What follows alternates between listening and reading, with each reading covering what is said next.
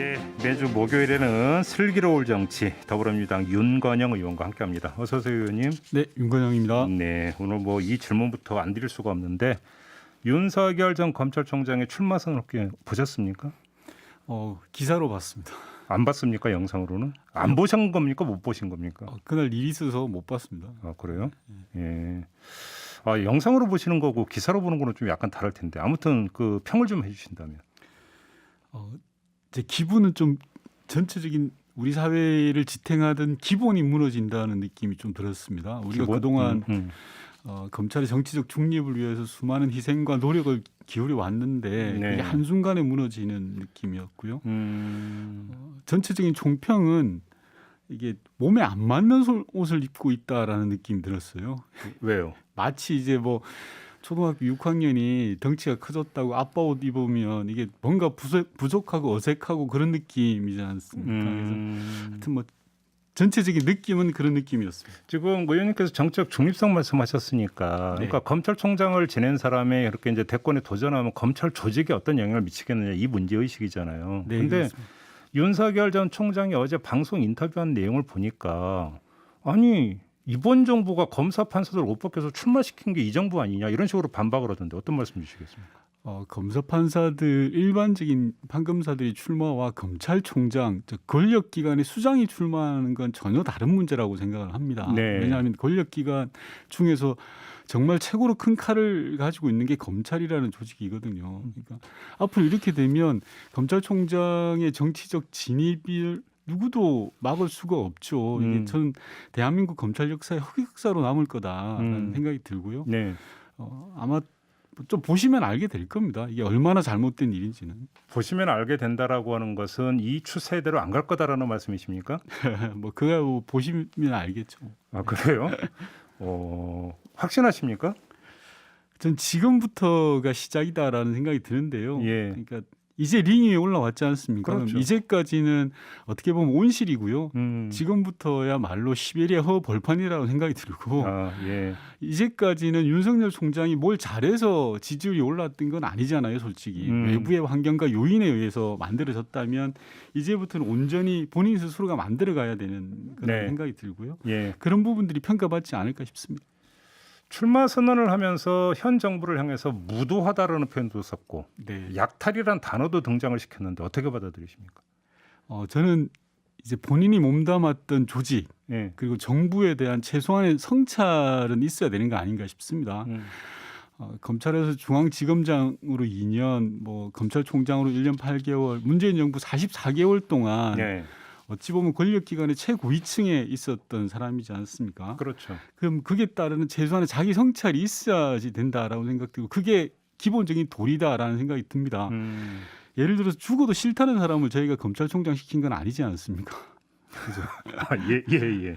검찰총장 제안을 수용했을 때는 최소한 문재인 정부의 가치와 노선에 대한 동의가 전제된 거고요. 그렇다면 기자회견에서 쏟아냈던 그런 독설들에 대한 스스로 돌아보는 게 저는 필요하다라는 생각이 듭니다. 근데 검찰총장이라는 아마 윤석열 전 총장이 이렇게 이야기할 것 같은데요. 검찰총장이라는 자리가 문재인 정권의 가치에 동의해서 하는 자리가 아니라 거기 문재인 정권과는 무관하게 하는 자리야. 이런 식으로 그러니까 이야기할 것 같은데. 당연합니다. 근데 네. 기관장으로서의 정치적 중립과 자기가 몸담았던 조직에 대한 기본 도리는 저는 있다고 생각합니다. 오늘이 7월 1일이거든요. 네네. 오늘이 어떤 날이냐면 일본이 2년 전에 대한 수출 규제를 단행한 날이 바로 오늘입니다. 그래서 네. 이 질문까지만 좀 드리고 싶은데 그 일본 관계에 대해서 질문을 했더니 이념적으로 죽창가만 부르는 이런 식의 표현을 썼습니다. 네. 문재인 정부의 대의를 그러니까 외교에 대해서. 그러면서 그랜드 바긴 이런 게 안 되고 있다. 실용적으로 접근을 못하고 있다고 혹평을 했는데 어떤 말씀 주시겠습니까? 저는 우선 꼭 윤봉길 의사 기념관에서 네. 그렇게 답변을 했어야 되나라는 아쉬움이 있고요. 일본 기자의 질문에 대해서 액면 그대로만 보면 일본의 극우주의자들이 하는 말과 대단히 유사했습니다. 그래요? 기존의 일종의 태극기 부대의 사고방식과 대단히 흡사했고요. 저는 지난 2년 동안의 역사를 모르고 계신 건지 알고도 그렇게 말씀하신 건지 저는 참 정말 궁금합니다. 2년 전 7월 1일 날 일본이 갑작스럽게 수출 규제를 단행한 거지 않습니까? 그로 인해서 얼마나 많이 힘들었습니까? 우리 정부와 우리 기업들이요. 예. 쉽게 말해서 이런 거죠. 가만히 있는데 뒤통수 친 사람 보고 뭐라 그러지 않고 뒤통수 맞은 사람한테 너 왜 거기 있어 뒤통수 맞았냐라고 따지는 격이고요. 네. 경제와 정치를 분리하자. 그리고 네. 과거사와 미래를 분리해서 새로운 한일 관계를 만들어 나가자라는 것은 우리 정부의 일관된 생각이었습니다. 이런 부분들을 전혀 놓치고 지금 이야기를 하고 있다라는 생각이 듭니다. 돌발적으로 한번 이런 질문을 한번 의원님께 드려보고 네. 싶은데 만약에 지금 의원님 앞에 윤석열 전 검찰총장이 있다면 어떤 질문 내지 어떤 충고를 하고 싶으십니까? 딱 하나만 고른다면? 자기를 좀 돌아봤으면 좋겠습니다. 그래요? 네. 그럼 거울을 선물하실 의향이 있으십니까? 그런 겁니까? 이번에 기자회견 저는 기자회견문을 주변 참모들이 이렇게 도와줬을 거라고 생각을 하는데요. 그리고 이제 뭐 본인이 썼다는 보도도 있던데. 예. 근데 분노는 드러나지만 내공은 좀 보이지 않는 것 같습니다. 쉽게 말하면 왜 윤석열이야 되는가에 대한 구체적인 내용들이 일단 보이지 않고요. 두 번째는 기자회견장에서 국민의힘 의원들을 수십 명 옆에 두고 같이 있더라고요. 이게 여의도에서는 소위 병풍 세운다라고 하지 않습니까? 별로 이렇게 좀 거시기 하거든요, 이게. 그리고 저는 대한민국의 대통령이 되려면 전체 국민을 대상으로 이야기를 해야지 네. 일부 강경 보수 세력만의 대통령이 되어서는 안 된다고 생각합니다. 그러나 그날 사용했던 워딩들이나 표현들을 보면 이게 전체 국민을 대표하겠다라는 생각보다는 누구를 반대한다라는 그런 생각으로 좀 작성된 거 아닌가라는 그런 생각이 그러면 지금 의원님 평가에 따르면 윤석열 전 총장이 지금 바로 국민의힘에 입당을 하지 않는 이유도 중도 외연 확장을 꾀하기 때문이라는 게 일반적 분석인데 네. 출마 선언문이나 이런 걸 보면 오히려 그게 아니라 우경화되고 있다 이렇게 보시는 겁니까? 예, 좀 그런 부분들이 저는 걱정되는 부분이라고 생각을 하는데요. 예.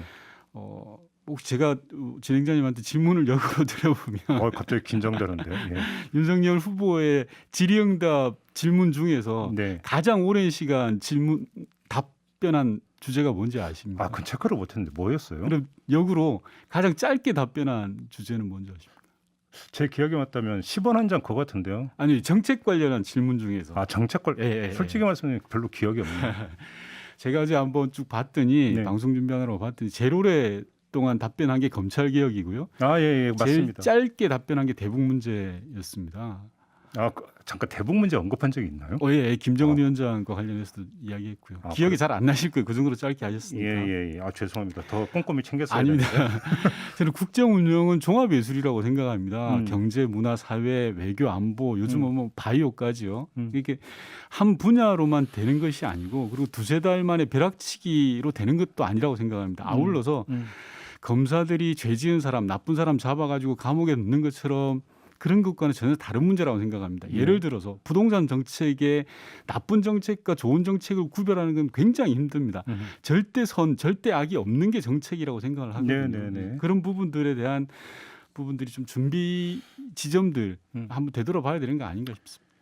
알겠습니다. 윤석열 전 총장 이야기 나온 김에 그 일주일 사이에 최재형 감사원장이 사퇴를 했습니다. 네. 지난주에 배신이라는 표현을 쓰셨습니다, 의원님. 네. 그 생각에는 변함이 없으십니까? 변함이 없고요. 여러 번 저는 방송에도 말씀드렸지만 최재형 원장이 출마하지 않는 것이 본인을 위해서도 그렇고 국민을 위해서 국가를 위해서도 좋다 그 생각을 가지고 있습니다.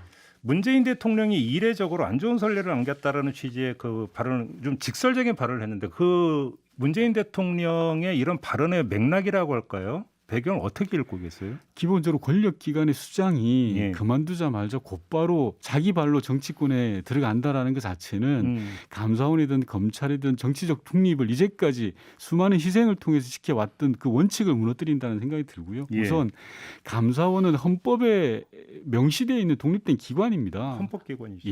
그리고 감사원장의 임기도 헌법에 명시가 되어 있습니다. 4년이다라는 게 있고요. 그리고 두 번째는 월성 원전 관련해서 감사원 감사가 있을 때 외부에서는 많은 문제제기가 있었습니다만 문재인 대통령은 정치적 감사가 아니다라고 감사원을 두둔하고 신뢰를 보내지 않았습니까? 그런 신뢰를 박차고 자기 발로 걸어서 대선으로 직행한다? 이건 좀 사리에 맞지 않는 거라고 생각을 합니다. 그런데 윤석열 전 총장에 대해서는 그런 그 언급이 없었지 않습니까, 대통령이? 이 감사원장은 지금 현직에 계신 분이죠. 현직에서 바로 지금 그만두시고 나와서 대선으로 직행하시겠다는 거지 않습니까? 저는 본인이 나중에 생각하더라도 결국 후회할 일이다라고 생각을 하고요. 본인이 몸담았던 감사원에도 치욕적인 일이 될 것이다라는 생각이 들고 앞으로 누가 감사원의 정치적 중립성을 100% 신뢰할 수 있겠습니까? 그래서 지금이라도 제대로 생각하는 게 맞다. 아마 지금쯤 주변에 계신 최재형 원장 주변에 계신 분들이 출마해야 된다라는 많은 유혹들을 하고 있을 걸로 보이는데요. 막상 출마하면 그 사람들은 아무도 책임 안 집니다. 그래요? 예. 지금 잠깐 월성원 좀 말씀하셨으니까 검찰은 이제 결정이 나오지 않았습니까? 어제 네네. 어떻게 받아들이세요? 지금은 이제 법원의 판단을 기다리고 있는 상황이죠. 네. 사법부가 독립적으로는 잘 판단할 거라고 생각합니다. 여기 정치권이 입을 댈 일은 아니라고 생각합니다. 알겠습니다. 요거는 좀 그 의견이 궁금한데 청와대 인사 검증이 지금 도마에 오르지 않았습니까? 어떻게 평가를 하십니까, 의원님은? 솔직히. 국민적 눈높이 그리고 정책 감수성을 강구한 부분이 있다고 생각을 하고요. 예. 그런 부분들에 대해서는 겸허히 비판을 수용해야 된다고 생각하고 그런 차원에서 예전에 비해서 신속하게 인사를 취한 것이다라고 보고 있습니다. 그럼에도 불구하고 김혜숙 인사수석에 대한 어떤 경질 요구는 받아들이지 않을 것 같은데 안 받아들일 수밖에 없고 안 받아들일 거라고 보십니까?